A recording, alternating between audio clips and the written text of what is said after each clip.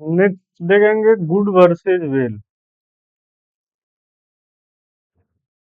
एक हो गया हमारा गुड और दूसरा है वेल। तो पार्ट ऑफ स्पीच के अकॉर्डिंग देखें कि गुड क्या है और वेल क्या है। गुड और वेल को लेके काफी कंफ्यूजन रहता है, जैसे काफी बच्चों में। और मैंने बहुत सारे टीचर के लेक्चर भी देखे हुए हैं जिसमें वो लोग थोड़ा सा मिस्टेक करते हैं इसको समझाने में। अभी हम उसको सेंटेंस के अकॉर्डिंग समझेंगे। जैसे गुड क्या है? गुड जो है हमारा केवल एडजेक्टिव है। क्या है? केवल एडजेक्टिव है। लेकिन वहीं अगर वेल का अगर फंक्शन देखेंगे तो वेल जो है एज ए एडजेक्टिव, और एज ए एडवर्ब दोनों काम करता है। जो समझाने में मिस्टेक होता है वो यही होता है कि गुड को तो एडजेक्टिव बताया जाता है, यहाँ तक ठीक है, लेकिन वेल को केवल एडवर्ब बताया जाता है, जबकि वेल जो है एज ए एडजेक्टिव भी काम करता है। 1 सेकेंड, कलर चेंज कर लेते हैं इसका। ठीक है। वेल गुड जो है एज ए एडजेक्टिव काम करता है, लेकिन वेल जो है as a adjective as a adverb दोनों काम करता है। अब जैसे समझते हैं इसको, जैसे he is a good boy. A good boy, ठीक है।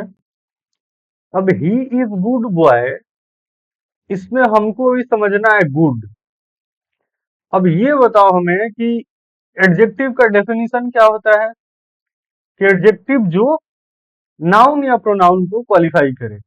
इसमें हमारा बॉय क्या है? बॉय हमारा नाउन है। और नाउन में कौन सा नाउन है? Proper noun. प्रॉपर नाउन है। अगर हमारी बातें तुम्हें ठीक लग रही है तो बताओ तुम्हें क्या सजा मिलनी चाहिए, खुद से बताना। बॉय प्रॉपर नाउन है? बॉय कभी प्रॉपर नाउन नहीं हो सकता है। अगर ये भी अगर नहीं है, अगर जो भी बच्चे अगर देख रहे हैं वीडियो, अगर ये लग रहा है कि बॉय प्रॉपर नाउन है, अगर तुम्हें नहीं लग रहा है ये बात कि टीचर गलत पढ़ा रहा है, तो तुमको फिर काला पानी की सजा देनी ही चाहिए। बॉय तुम्हारा प्रॉपर नाउन कभी नहीं हो सकता, ये है कॉमन नाउन। ठीक है। अब मैं इसलिए बोल रहा हूँ कि अटेंशन क्लियर होना चाहिए। ये जरूरी नहीं है कि अगर टीचर कुछ भी पढ़ा रहा है तो सही पढ़ा रहा है, टीचर भी गलत पढ़ा सकता है।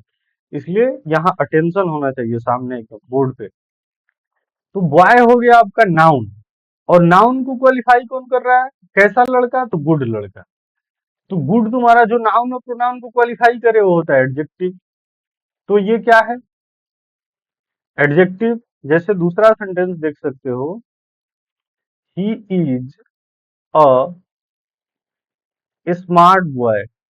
Smart boy. अब इसमें बॉय नाउन तुम्हारा कॉमन नाउन, और बॉय को क्वालिफाई कौन कर रहा है? तो स्मार्ट कर रहा है। और जो नाउन और प्रोनाउन को क्वालिफाई करे वही तो है एडजेक्टिव। तो उसी तरह से सेम, जैसे स्मार्ट है वैसे ही यहाँ गुड है। तो गुड क्या है? आपका एडजेक्टिव है। अब नेक्स्ट सेंटेंस देखते हैं। एक सेंटेंस है he is well. He is well. और दूसरा सेंटेंस हो सकता है he did well. He did well in study. Okay. अब देखो कि यहाँ वेल सही है। ये तो लग रहा है ना कि वेल यहाँ ठीक है। ये सेंटेंस गलत नहीं है, ही इज वेल सेंटेंस ठीक है। तो अब तुम्हें लगेगा कि नहीं, वेल तो हमने पढ़ा है कि वेल केवल एडवर्ब है, यहाँ एडवर्ब की तरह तो फंक्शन कर नहीं रहा है। ये ही के बारे में बता रहा है। वेल कौन है? तो ही है। और यही तो होता है एडजेक्टिव का डेफिनेशन, कि जो नाउन या प्रोनाउन को जो है क्वालिफाई करे। तो ही तुम्हारा हो गया प्रोनाउन, और प्रोनाउन को क्वालिफाई कर रहा है कौन? वेल। तो हमारा हमने अभी गुड पढ़ा कि गुड तो एडजेक्टिव था, जैसे यहाँ गुड एडजेक्टिव था, लेकिन यहाँ ये देखो कि सेंटेंस के अकॉर्डिंग यहाँ वेल भी तो एडजेक्टिव है। क्योंकि एडजेक्टिव का डेफिनेशन यही है कि जो नाउन या प्रोनाउन को क्वालिफाई करे। और यहाँ वेल क्या कर रहा है? वेल इस प्रोनाउन को ही तो क्वालिफाई कर रहा है, तो तुम्हारा वेल क्या हुआ, एडजेक्टिव हुआ, इसमें कहीं कोई डाउट नहीं होना चाहिए।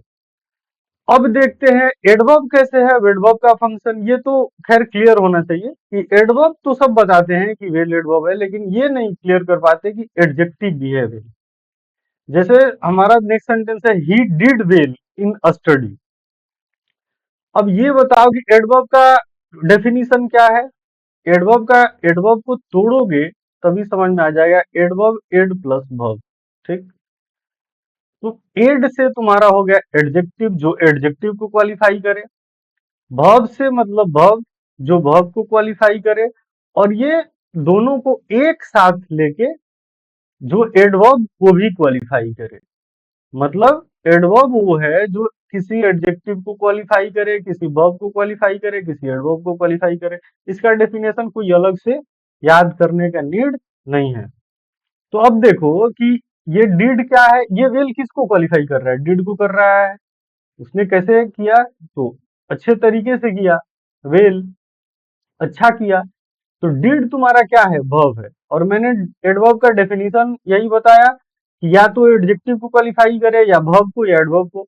तो इसमें वर्ब को क्वालिफाई कर रहा है, ये वर्ब को क्वालिफाई करे वो एडवर्ब है, और ये है तुम्हारा वर्ब। तो वर्ब को क्वालिफाई कर रहा है यहाँ वेल, तो वेल भी हुआ एडवर्ब। यहाँ तक क्लियर। तो इस टाइप से, अच्छा ये वेल जो है इसमें एक चीज छूट रहा है कि ही इज वेल ना, जैसे हेल्थ वगैरह के लिए यूज होता है। बाकी चीजों के लिए आप जो है ना एज ए एडजेक्टिव गुड ही यूज करेंगे। लेकिन जब अगर हेल्थ वगैरह, वह कैसा है, उसकी तबीयत कैसा है, तो ही इज वेल, मतलब वो अच्छा है, उसकी तबीयत अच्छी है। जैसे पहले वो अस्वस्थ था, अगर आपने पूछा कि अभी वो कैसा है, तो बोला जा सकता है he is well, she is well, I am well, ये इस टाइप से। तो ये वेल एज ए एडजेक्टिव कब यूज होता है, मतलब हेल्थ वगैरह के जो है संबंध में। और बाकी चीजों के लिए एज ए एडजेक्टिव आप गुड को ही यूज करेंगे।